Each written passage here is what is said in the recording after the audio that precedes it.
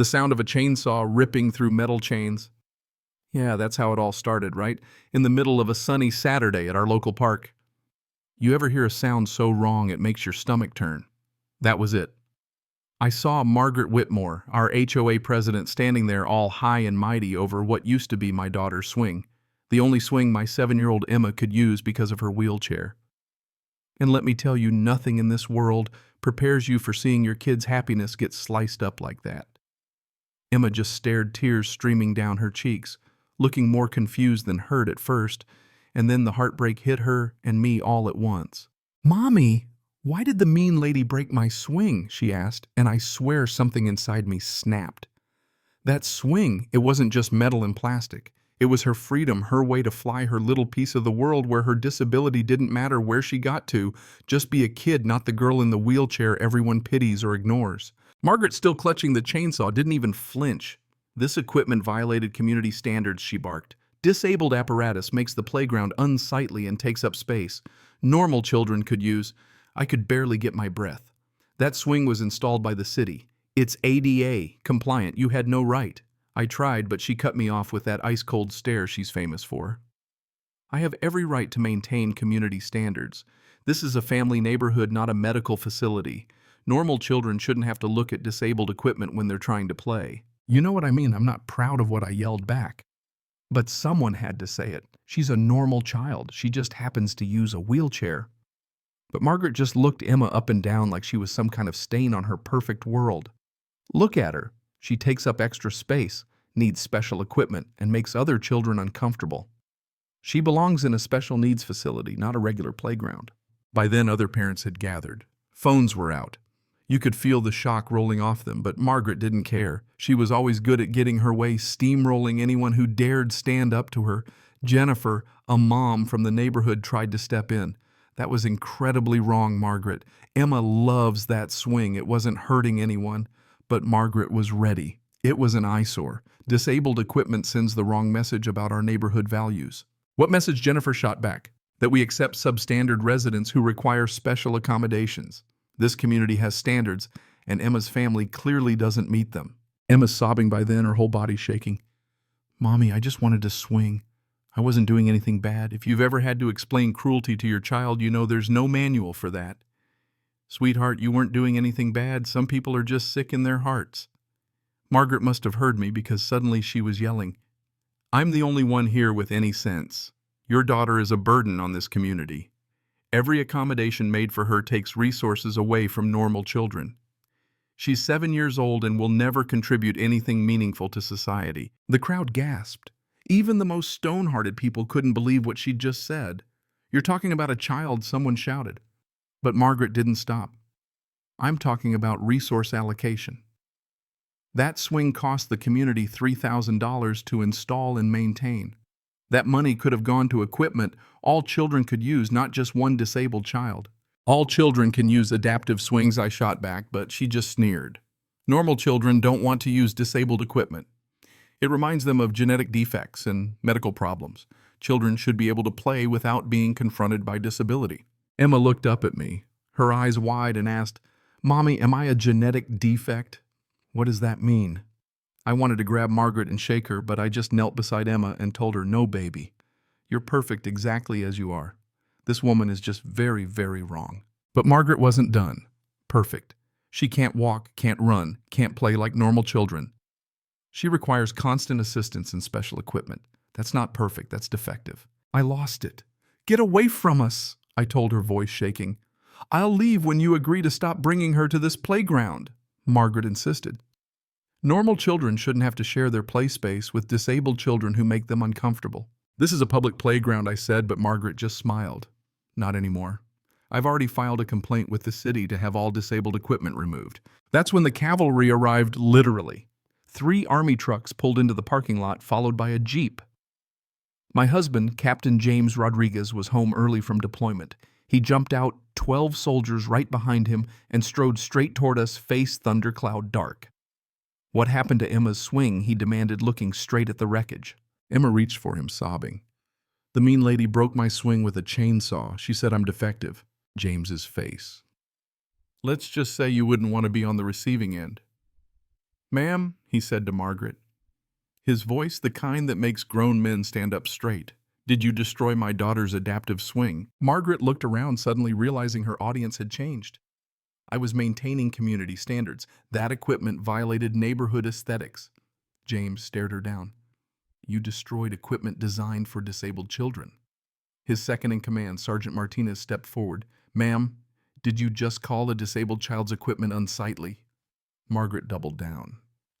Special needs equipment doesn't belong in a normal community playground. You could see the soldiers bristling. Ma'am, that swing was installed under the Americans with Disabilities Act, James said.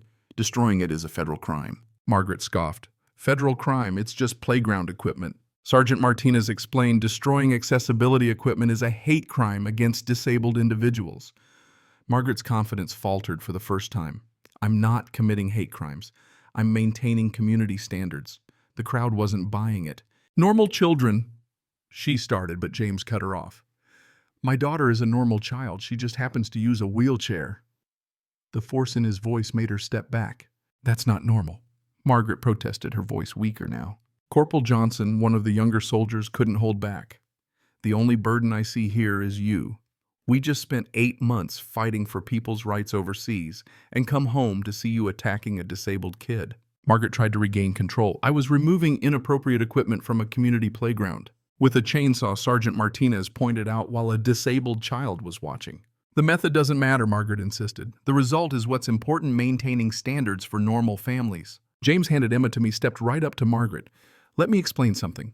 My daughter has spina bifida. She's also the smartest, bravest, most beautiful little girl I know. Reads at a 5th grade level, speaks 3 languages, volunteers at the animal shelter every weekend. She's the reason I fight every mission, every deployment, and I sure as hell didn't risk my life overseas so she could come home and be called defective. Margaret tried to talk over him, but James cut her off. Screw your community standards. My daughter's rights are protected by federal law, and you just violated every one of them. Margaret puffed up. You can't talk to me like that. I'm the HOA president, and I'm a U.S. Army officer who just watched you commit a federal hate crime against my disabled daughter. At that point, more neighbors had gathered phones, recording faces, angry. This is getting out of hand, Margaret said, trying to backpedal. Perhaps we can discuss this more privately. No, James said you made this public the moment you destroyed Emma's swing in front of the neighborhood. Emma tugged my shirt. Mommy, why doesn't the lady like me? I try to be good. Margaret actually rolled her eyes. Because, little girl, you require special treatment that normal children don't need. That's not fair to the other kids. The crowd lost it. She's 7 years old, someone yelled. Leave that kid alone, another parent shouted. But Margaret dug in. This community needs to decide normal children or special needs children. We can't accommodate both. That's when sirens wailed, 2 police cars, a fire truck, and an ambulance. Officer Patricia Santos stepped up, taking it all in. What happened here? James explained, and Officer Santos asked, Ma'am, did you cut down this swing? Margaret, I removed inappropriate equipment that violated community standards. Officer Santos with a chainsaw. Margaret, the method was necessary to ensure complete removal. You used a chainsaw to destroy a child's swing while she was at the playground. It wasn't a child's swing, it was disabled equipment. Ma'am, this is adaptive equipment protected under federal accessibility laws. Margaret went pale. Destroying accessibility equipment is a federal hate crime. You're under arrest. Margaret started shrieking as Officer Santos cuffed her. I was maintaining community standards. Someone has to protect normal children from having to accommodate disabled kids. Officer Santos read her rights as they led her to the squad car. Margaret, not missing a beat, turned and shouted at Emma, You'll never be normal. You'll always be a burden. Emma started crying again. Daddy, am I really a burden? James knelt beside her. Sweetheart, you are not a burden. You are not defective. You are perfect. Anyone who can't see that well, that's their problem, not yours. The crowd people who had never talked to us before started comforting Emma, offering support. Jennifer stepped up. We'll get your swing replaced. I'm starting a fundraiser tonight. Mark, another neighbor, nodded. The city will fix this. But the damage was done.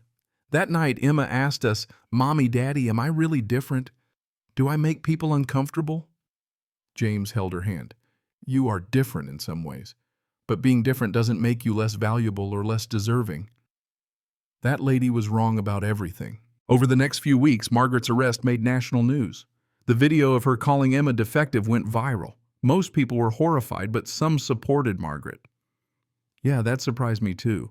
The trial was set 3 months later. The prosecutor, Michael Chin, promised to seek the maximum penalty. What happened to Emma was a hate crime of the worst kind, he told us.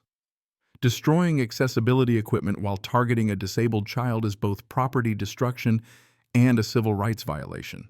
At the trial, Margaret claimed she was just maintaining standards, not a hate crime. But the video evidence showed her targeting Emma using words like defective genetic defect and worse.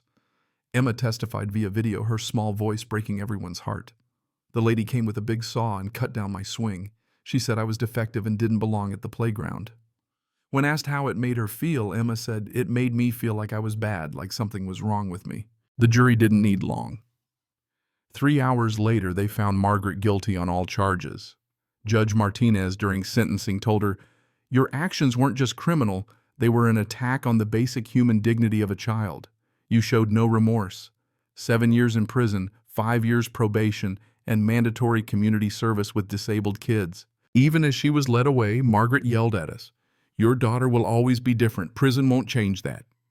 But she was wrong. Emma's story went national, and our neighborhood changed. More inclusive events, new adaptive playground equipment, more awareness. The playground was redesigned for all kids. Now Emma, age 10, speaks at schools about inclusion and disability rights. She says mean people like that lady are wrong. We have the right to play, just like everyone else. The real victory wasn't in Margaret's sentence, it was in how Emma grew stronger, how the community came together, how the smallest voice can change the world. So yeah, sometimes the world gets ugly, but you fight back. You show up for your kids, and you remember the right to swing on a playground belongs to every child, no matter what anyone says. What do you think? Is justice really served when the community changes for the better? Or is it just the start of a bigger fight for real inclusion? Let me know what you think down in the comments, because honestly, we need to talk about what kind of world we want for our kids.